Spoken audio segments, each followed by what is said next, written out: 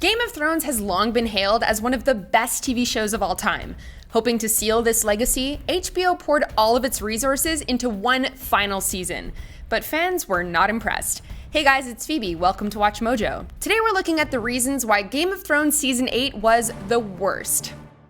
Before we begin, we publish new content every day, so be sure to subscribe to our channel and ring the bell to get notified about our latest videos. When you play the Game of Thrones, you win or you die. I'm guilty. Guilty. Is that what you want to hear? We can't give up on our brother. Listen to me, please. He wants you to make a mistake. Of course he does. For the last 8 years, Game of Thrones was the most talked about TV show, rivaling the likes of The Sopranos or Breaking Bad before it. Last year, the show went off the air for a year, in order to give the production team the extra time needed to knock the finale out of the park. But instead, Season 8 saw the sharpest decline in critical and audience approval in the series' history. So what in seven hells happened? How did this television juggernaut trip at the finish line? Warning, spoilers ahead. Let's start with the poor pacing, a problem that's not unique to this particular season of Game of Thrones, but certainly more pronounced than ever before. The decision to have a shorter run of longer episodes sounded like it meant quality over quantity. Sadly, the showrunners squandered this opportunity almost immediately. We don't have time for all this. The Night King has your dragon. The first pair of Calm Before the Storm episodes offered plenty of fan service moments, like Brienne of Tarth being made an official knight, but there was little meat on the bones in terms of plot progression. Considering this season clocks in at around 8 hours in length, devoting 2 whole hours to characters sitting around in a castle is wasteful. Just 1 hour would have been plenty. I'm not spending my final hours with you two miserable old shits. Fast forward to the 5th episode, and rather than a varied and evenly matched battle, about half of the penultimate installment of the show was devoted to Daenerys flame grilling the people of King's Landing over and over again. Just how many times do we need to see Arya Stark falling over until we get the point? Then there are this season's big production blunders. First, the infamous Starbucks coffee cup at Winterfell's victory feast, which has since become the accidental breakout star of the show. Then it happened again in episode 6 during the War Council meeting, with not 1 but 2 plastic water bottles appearing in the shot at the feet of Samwell and Sir Davos. These errors followed on from widespread complaints about the battle for Winterfell being too dark, blurry, and visually confusing for viewers to make out pivotal scenes. The show's cinematographer deflected criticism, putting the blame on us for not knowing how to adjust our TV sets or computer screens properly. Yikes.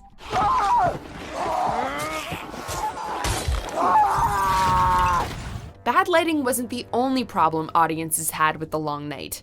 Everyone from military experts to gamers have criticized the battle strategy of the living, particularly on how wasted the Dothraki cavalry was, not to mention the fact that you're sending foreign tribesmen on a kamikaze run first.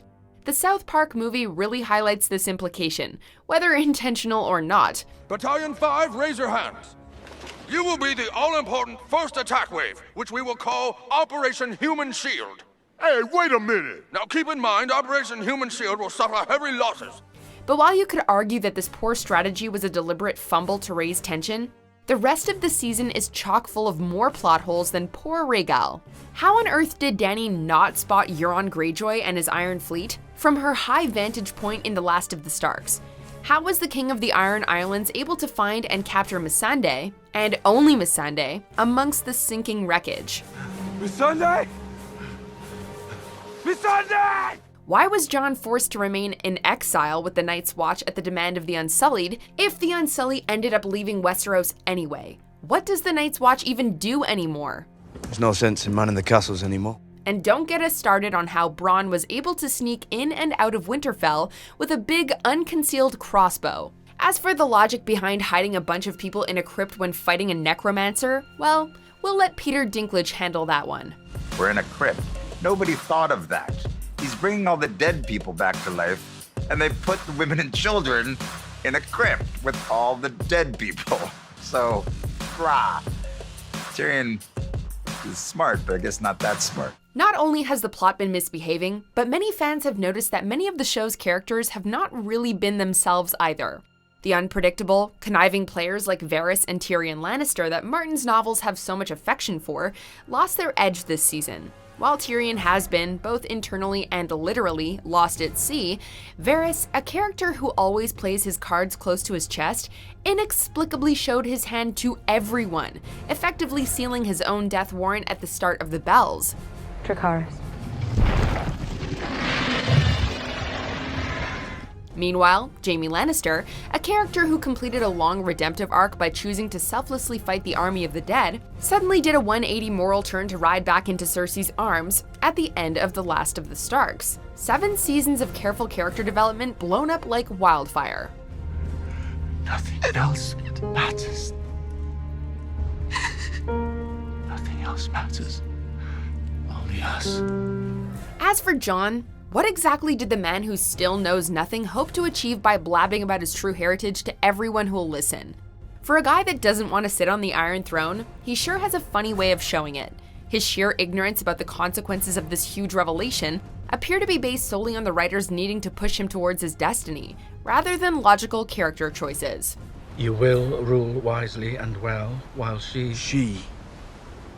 is my queen. We could easily say the same for the Mother of Dragons' sudden descent into tyranny.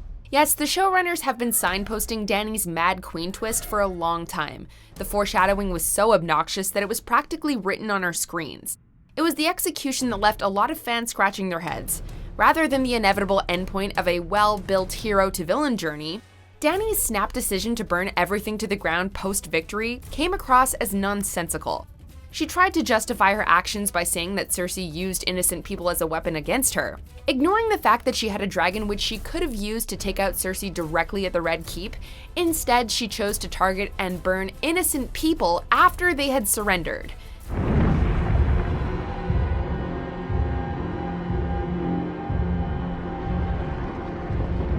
Let's also not forget that all the way back at the burning of Astapor, Daenerys clearly told the Unsullied to harm no child. Yet she doesn't seem to think twice about the consequences of her actions when Jon tells her directly that children are burning because of her. The writers just didn't put in the work for us to buy any of it. Have you been down there? Have you seen children, little children burned? I tried to make peace with Cersei.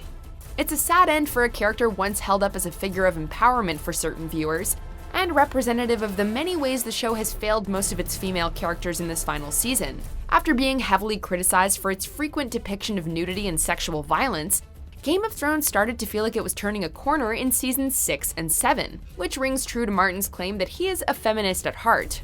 With the exception of Arya Stark, Season 8 has undone much of that positive work. From Sansa essentially telling the Hound that her brutal defilement by Ramsay Bolton was worth it, to Brienne being virginity shamed and then turned into a blubbering wreck by Jaime, to the only woman of color being beheaded in order to damage another's mental health.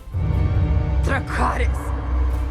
To add insult to injury, Varys concluded that one of the things that made Jon a better fit for the throne than Dany was what he was packing between his legs, proving that all the girl power flag waving the show did was for nothing in the end. Joffrey was a man. I don't think a cock is a true qualification, as I'm sure you'd agree. And he's the heir to the throne. Yes, because he's a man, cocks are important, I'm afraid. And yes, we hear you. Historical accuracy and all that.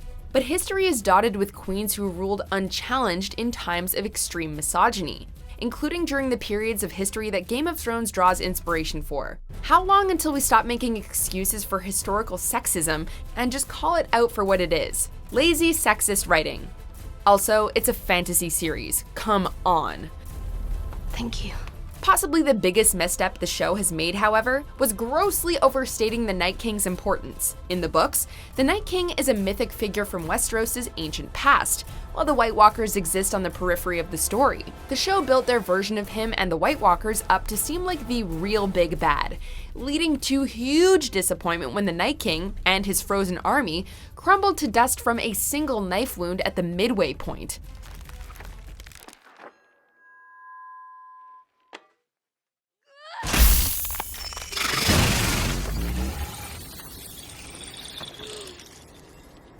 This had the knock-on effect of also overselling Bran's significance as the three-eyed raven, since all he seemed to be doing for most of the season is just sit around and let things happen.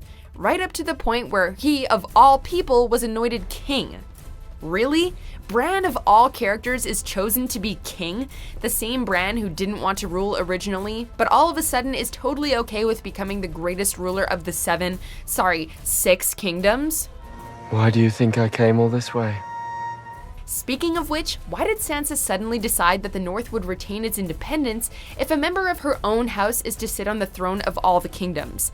House Stark is already fragmented. Why break it up even more?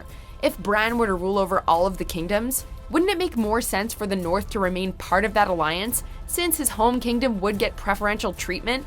Not only that, but what was to stop all the other lords from seeking independence for their own kingdoms too?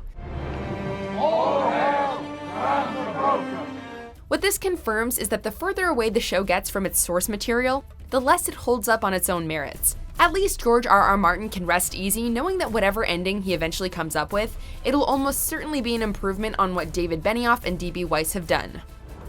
Doesn't mean your baby has to die. So what did you guys think of the final season? Did you love it or did you hate it? Let us know in the comments below, and check out this sick video.